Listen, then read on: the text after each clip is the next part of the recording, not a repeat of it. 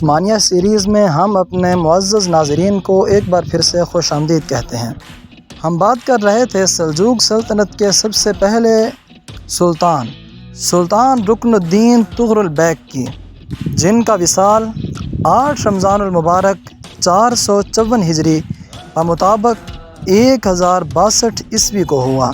سلطان Tughril bag کی وفات کے بعد ان کے بھتیجے سلطان محمد الپرسلان نے ان کے اقتدار کو اپنے ہاتھ میں لے لیا۔ اگرچہ اقتدار کی خاطر ملک میں کچھ جھگڑے ہوئے، لیکن سلطان محمد الپرسلان نے ان تنازعات پر بروقت قابو پا کر حالات کو اپنی گرفت میں لے لیا۔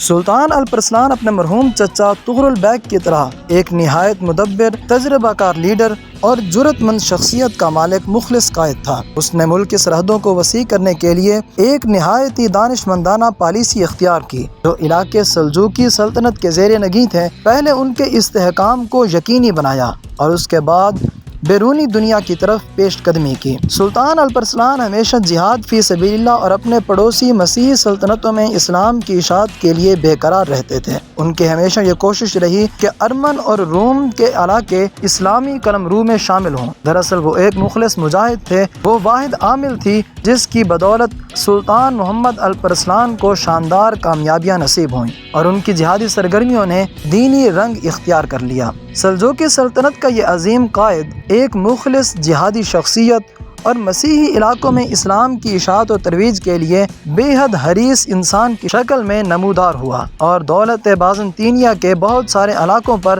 اسلام کا علم لہرا دیا۔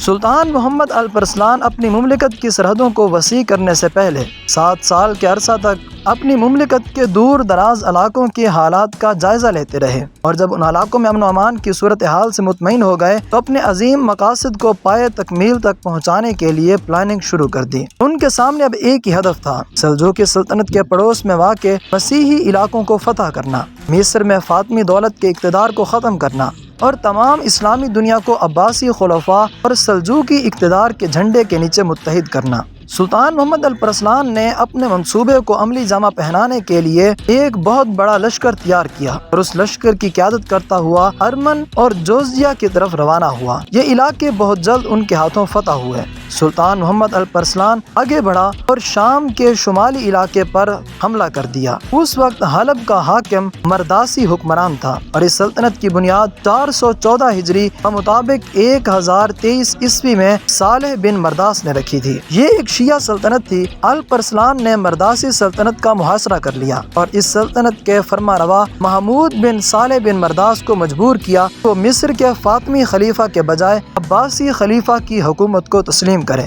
اور لوگوں کو اس حکومت کے احکام کا پابند کریں۔ اس کے بعد الپرسلان نے ایک ترکی نیاد قائد ایتسس بن اوک خوارزمی کو جنوبی شام پر حملہ کرنے کے لیے بھیجا۔ ایتسس خوارزمی نے فاطمیوں سے رملہ اور بیت المقدس چھین لیے، لیکن اسکلان پر قبضہ نہ ہو سکا، جسے مصری حدود میں داخلے کے لیے ایک بہت بڑے دروازے کی حیثیت حاصل تھی۔ اس طرح سلجوقی بیت المقدس کے اندر خلیفہ عباسی اور سلطان سلجوقی کے مرکز کے قریب ہو گئے۔ 426 ہجری میں مکہ مکرمہ کے گورنر محمد بن ہاشم کا قاصد سلطان محمد الپرسلان کے دربار میں پہنچا۔ قاصد نے اطلاع دی کہ شریف مکہ خلیفہ القائم پاشا اور سلطان محمد الپرسلان کے نام کا خطبہ دے رہا ہے اور آئندہ سے وہ عبیدی سلطنت کے بجائے عباسی خلافت کے احکامات کی پابندی کرے گا۔ قاصد نے یہ بھی بتایا کہ مکہ شریف میں آئندہ حی علی خیر العمل کے الفاظ اذان میں نہیں دہرائے جائیں گے۔ سلطان نے شریف مکہ کے قاصد کی بڑی عزت افزائی کی، 30,000 دینار گورنر مکہ کی خدمت میں ارسال کیے اور کہلا بھیجا کہ اگر گورنر مدینہ ایسا کرے گا اس کی خدمت میں 20,000 دینار پیش کیے جائیں گے۔ سلطان محمد الپرسلان کی ان فتوحات نے رومی شہنشاہ ڈومانوس ڈیوجیس کو آتش زیر پا کر دیا اور اس نے پختہ ارادہ کر لیا کہ وہ ہر قیمت پر اپنی شہنشاہیت کا دفاع کرے گا۔